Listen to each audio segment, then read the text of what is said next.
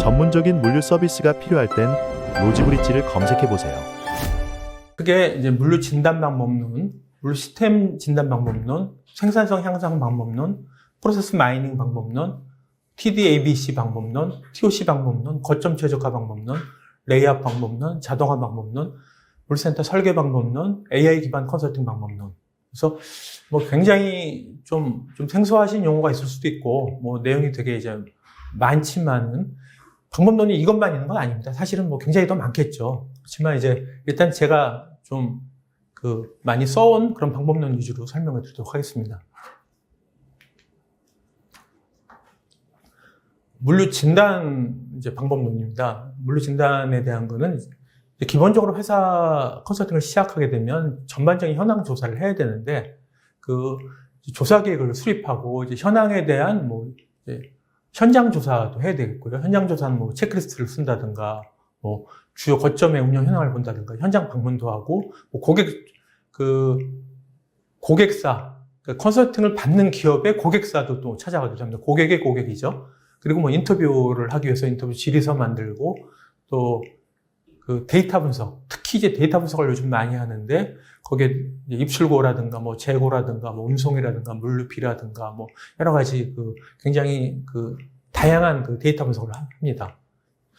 그리고 이제 현황 조사 부분에서는 이제 프로세스, 우리 회사의 프로세스라든가 뭐 또 주문 프로세스, 배송, 고객사 프로세스, 또 뭐 수배송에 대한 뭐 라우팅이라든가 뭐 빈도라든가 아웃소싱이라든가 거점, 그다음에 정보 시스템, TMS, WMS, 뭐 ERP나 MES 뭐 이런 여러 가지 시스템에 대한 물류 시스템 분석을 하고요. 또 물류비, 뭐 운송비라든가 뭐 기타 뭐 보관비, 뭐 하역비 뭐 여러 비용이 있겠죠. 국제 물류비, 국내 물류비 뭐 이런 이제 분석을 해서 여기에 대한 이제 이슈를 찾고요. 이슈의 이제 중요도에 따라서 뭐 개선 방향을 설정하는 이제 그런 내용입니다.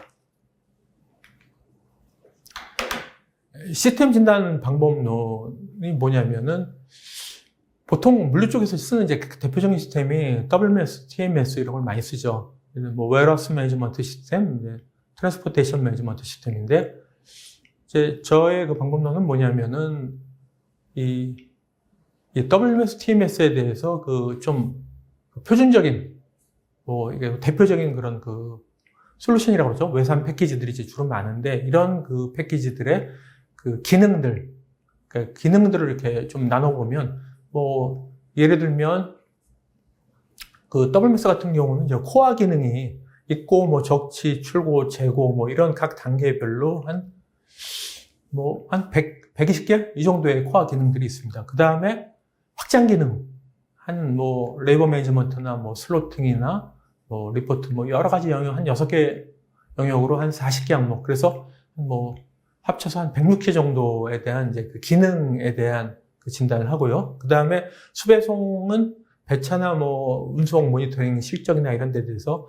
한 44개 이런 항목에 대해서 이제 진단을 합니다. 그래서 기능을 평가해서 배점 기준을 수립하는데 기능을 이제 컨설턴트 혼자 평가하는 게 아니라 컨설턴트하고 내부의 프로세스 이노베이션 조직 또는 TFT 조직이랑 같이 이제 평가를 합니다. 그래서 기능에 대한 평가를 해서 기능 평가의 팩트는 이 기능이 필요한가, 그 다음에 이제 기능의 역할은 무엇인가, 이 기능의 수준은 얼마인가. 그래서 기능별로 이제 이 고객사 회사에 취득한 점수가 몇 점인가.